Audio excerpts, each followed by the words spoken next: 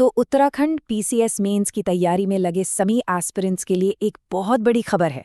इंतजार की घड़ियां अब खत्म हो चुकी हैं क्योंकि लोक सेवा आयोग ने आखिरकार मेंस का ऑफिशियल शेड्यूल जारी कर ही दिया है।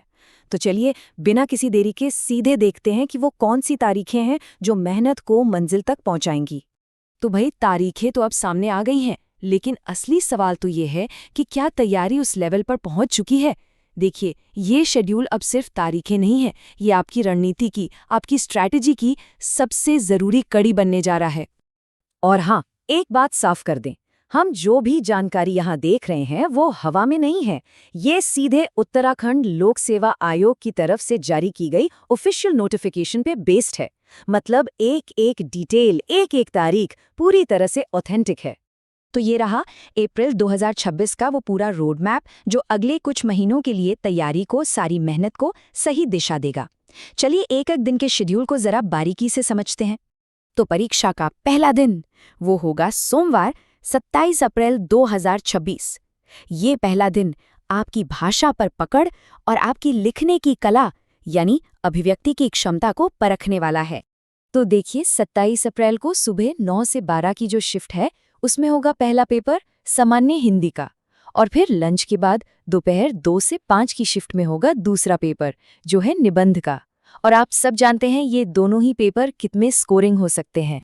इसके बाद आता है अगला दिन मंगलवार 28 अप्रैल, और यहाँ से जनरल स्टडीज यानी जीएस का असली महासंग्राम शुरू होगा।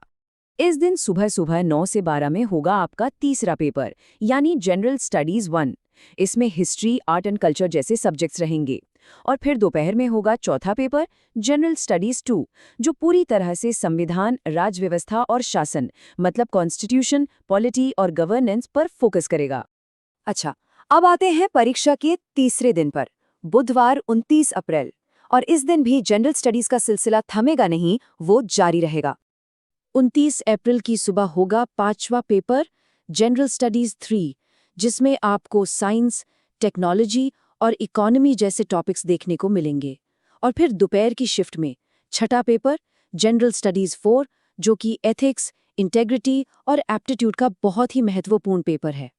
और फिर आता है परीक्षा का चौथा और आखिरी दिन गुरुवार 30 अप्रैल 2026। ये दिन बहुत क्रूशियल होने वाला है। ये आखिरी दिन पूरी तरह से उत्तराखंड राज्य को डेडिकेटेड है। 30 अप्रैल को सुबह होगा 7वां पेपर जनरल स्टडीज 5 और दोपहर में 8वां और बिल्कुल आखिरी पेपर जनरल स्टडीज 6।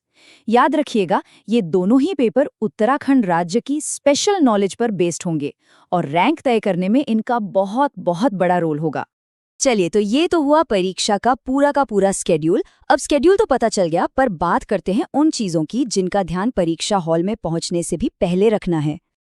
आपके जो एडमिट कार्ड्स हैं वो 11 अप्रैल 2026 से आयोग की ऑफिशियल वेबसाइट ukpsc.uk.gov.in पर अवेलेबल हो जाएंगे। एक बात बिल्कुल दिमाग में बिठा लीजिए, एडमिट कार्ड पोस्ट से या डाक से घर नहीं आएंगे, उन्हें खुद ही डाउनलोड करना होगा। इसके अलावा आयोग ने दिव्यांगन कैंडिडेट्स के लिए कुछ खास प्रावधान भी किए हैं, तो आइए उन पर भी एक नज़र डाल लेते हैं, ये बहुत ज़रूरी है। सबसे पहले एक टर्म समझ लेते हैं, श्रुत लेखक, जिसे अंग्रेजी में स्क्राइब कहते हैं। ये वो सहायक होते हैं जिन्हें किसी ऐसे कैंडिडेट की तरफ से परीक्षा लिखने की परमिशन दी जाती है जो शारीरिक रूप से खुद लिखने में असमर्थ हैं।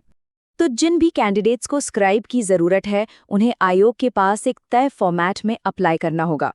और इस बात का खास ध्यान रखना है कि सभी ज़रूरी डॉक्यूमेंट्स के साथ ये एप्लीकेशन जो भी आखिरी तारीख बताई गई है उससे पहले जमा हो जानी चाहिए।